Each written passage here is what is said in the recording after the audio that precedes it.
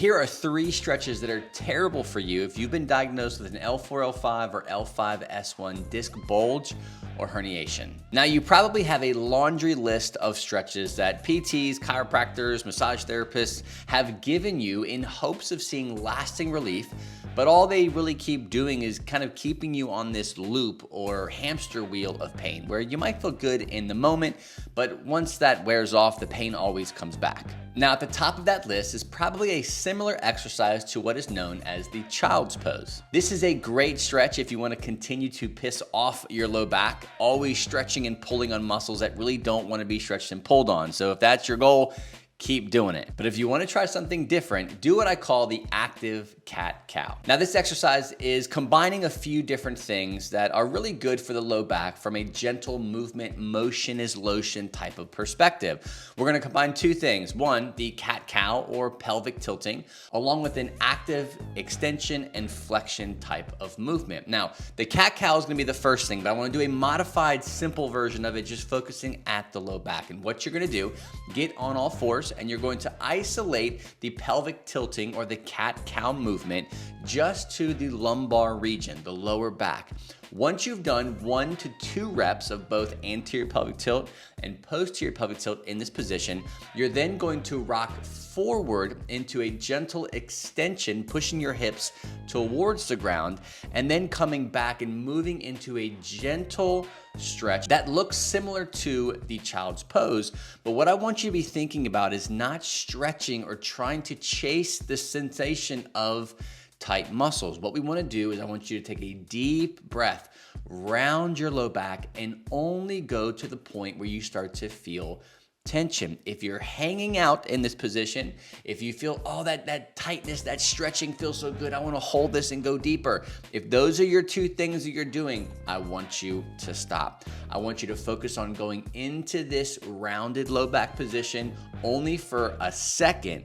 Come back out and go back to the gentle cat-cow. So again, you're going to combine the exercises. Gentle cat-cow on the low back. You're going to move into a gentle hip extension, pushing your hips towards the ground, coming back and rolling a very gentle low back stretch. But again, only go according to your personal pain profile. Your threshold may not be to where you're putting your butt on the back of your heels. Instead, you may only be going halfway, because the main goal here is being able to flex the low back, bend the low back in a safe way without any kind of muscle contraction, bracing, or guarding. And that takes slow pace and deep breaths. Before we jump into the second exercise, if you've ever asked yourself, is my back pain fixable? Can I actually, by myself, without doctors, injections, surgery, medication, constant modalities of managing pain, can I beat it? I've got a quiz that you can take that will tell you whether or not your back pain is actually fixable without doctors, without surgery,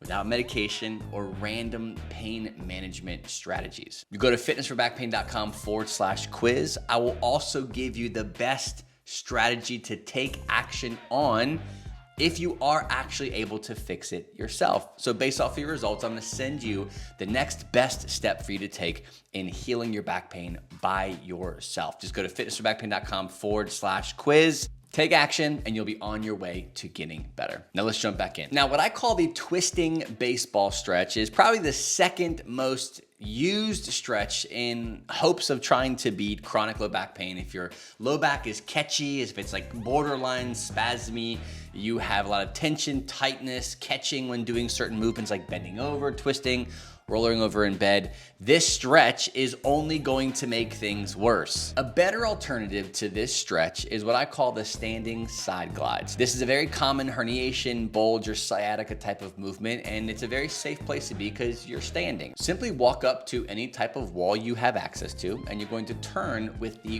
good side facing the actual wall. So the bad side is facing out. And what you're going to do is come off the wall about a foot or 2 feet. You might have to play around with this.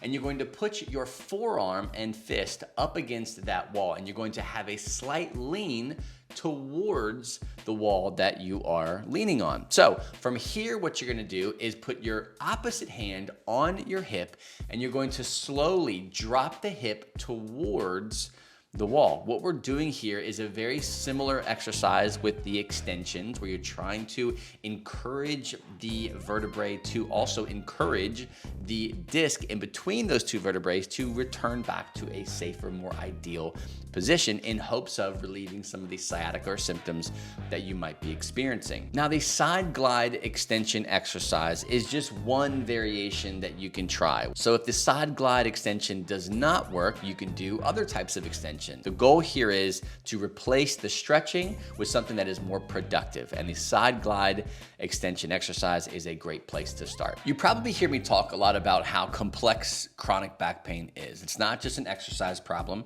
It's not a leg problem. It's not necessarily a herniation, a bulge problem, right? It's a complex topic. And if you're like, that makes a lot of sense to me, because I've tried exercise, I've tried stretching, I've tried PT, chiros, and none of that stuff seems to work. But I don't know like how I should be looking at my pain. If that's you, I've got a free workshop. You can go to fitnessforbackpain.com/relief workshop, and I map out what I call my STR method. This is the method that I take every individual student that I work with inside of my Strength and Pain Relief Accelerator program, step by step, according to their unique pain profile. I want to give you these specific principles that you can apply to yourself. Just go to fitnessforbackpain.com/relief workshop, grab it, it's yours for free, grab a pen and paper, take some notes, and take action. Lastly, the piriformis muscle is a very, very common muscle for people to be stretching. It's pretty much sits right about here. Everyone's a little bit different.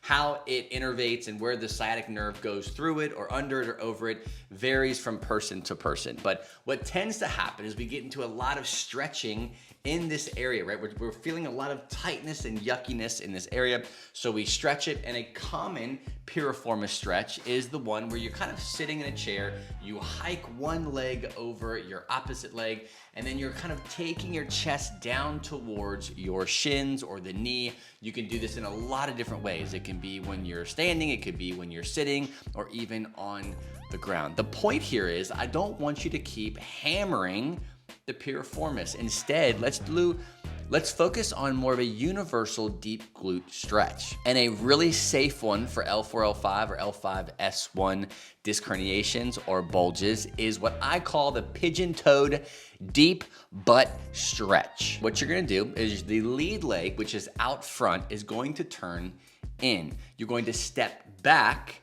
and then turn the back leg in as well. So you're kind of turning your toes in towards each other. It's gonna feel really weird, so if you have any kind of like ankle or knee irritation, you wanna back off. I found that the more I have these turned in and the more kind of straight I can be, the better stretch that I feel. What you're gonna do from here, now that you've stepped back, you have both of your toes facing in, as you see me demonstrating here, you're going to turn towards the toe of the back foot. Make sure you do that correctly. If you're turning away from the back foot, so for example, if I have my right foot turned forward, my left foot turned back, and my left foot is back, I want to turn towards that left foot. Now, what you're going to experience is not much when you first do it. The magic happens after you've gotten into that position, you've slightly turned, and you start to take some deep breaths, and you relax your low back, you relax your hips, your glutes, and then you're gonna start feeling a deep stretch in that left hip. It's a beautiful thing if done correctly. Don't try to crank on your low back. Don't try to do more. Don't get funny and weird with different angles and adding weight, or keep it super simple. Most stretches when it comes to the low back area need to be taken very, very cautiously. This is a very safe position to be in as long as you be cautious and you listen to your pain threshold. Keep in mind that exercises and stretches are just one part of the puzzle that is chronic back pain. It is a very complex topic. It's complicated, right? And your unique pain profile is very unique. You might have a very common injury, herniation, bulge, L4-L5, L5-S1, degeneration, whatever you might be battling right now. But the principles that you want to apply to your back are all very similar. How you apply these principles to be effective for you will depend on you. So if you're trying these things out, your pain isn't going away, or maybe you feel good in the moment and the pain comes back, you may need more of a pain relief focus first before you start implementing more of the active type of things such as stretching or exercising. This is where 99% of the students that I work with are at. They've done PT, they've done chiro, they have a routine they do every single day that doesn't really give them lasting relief. It just kind of gets them out of bed and gets them into work. But by the end of the day, their back is smoked and they're always battling flare-ups and muscle spasms. Now, if that sounds a lot like you and you're looking to put an end to the problem, right? You're tired of band-aiding it. You don't want to keep doing things that buy you some time, but the pain always comes back and you spend hours a day doing all these random stretches and exercises just to feel somewhat normal.